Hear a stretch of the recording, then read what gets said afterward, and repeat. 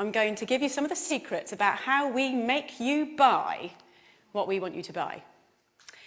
So as a marketer, when I'm first giving you a product, what's my job? Well, my job is to make you want it, to crave it, to need it, to think that it is the best innovation in food since sliced bread.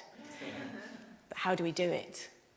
Well, I'm going to give you a really big example later that I'm going to break right down for you. But let's just start by looking at a few fun little things. So here we have Shreddies, an old favourite, been around for years, very popular in the UK and Canada.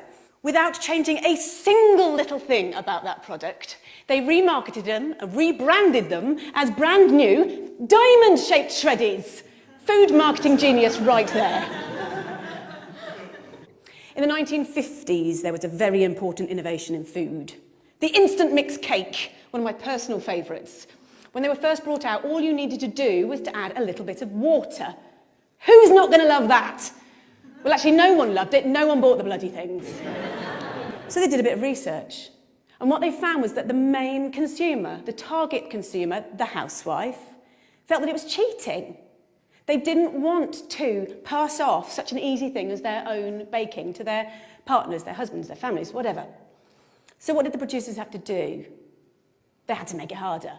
So now you had to add water and an egg. And sales exploded. But these examples, these are just chicken feed compared to what I really want to talk about tonight, and that is chickens and pigs and cows. So when we think about where chickens, etc. come from, we think about something a bit like that. That's also our instinctive idea, but we all know if we really think about it, if we think about it deeply, it's probably a little bit more like that. But that's a lot nicer. It's a lot more romantic. So how do we give you this impression? Well, there are 3 techniques that we use. The third of which is our secret weapon, and I am going to blow it for you tonight, so please stay primed for that. Let's look at technique number 1. Everybody believes what's on the label. So let's look at some examples.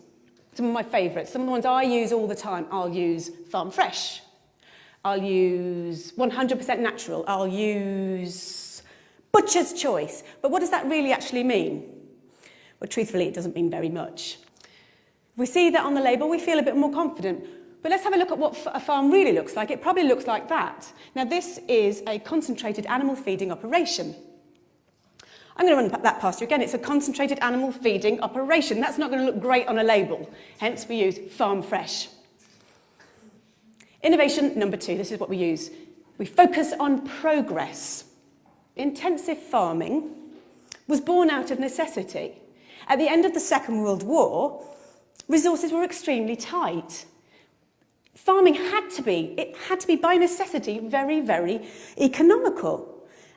And we've learnt from that, and we've built from that, and we're able to now raise more and more animals in smaller and smaller spaces. So we've got extremely good at it. If we looked at a room of about this size, and this were turned into a chicken barn, it's a 100-seat theatre, how many chickens could we probably fit in this room now? I'm going to say about 4,000. It's pretty impressive, isn't it?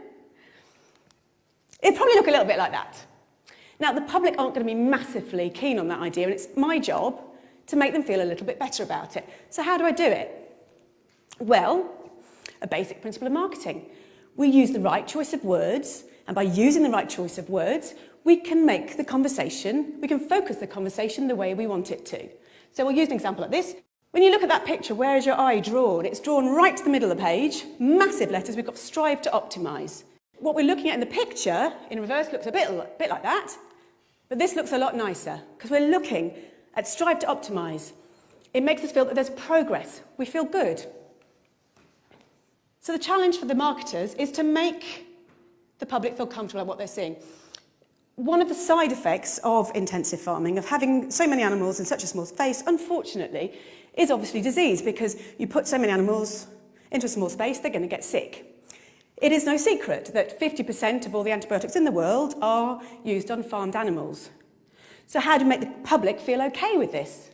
How does that happen? My job. How do I do it? I use the language of innovation. So we're going back to our old friends at porkcares.org. And what they do is they say, as farming has become more efficient, veterinarians have incorporated new technologies and methods into practice. This makes us feel good. This is positive. Yeah? This is progress. And when we're then marketing to future consumers, we would perhaps use something like this. This is a colouring book. Pigs and pork. It's absolutely gorgeous.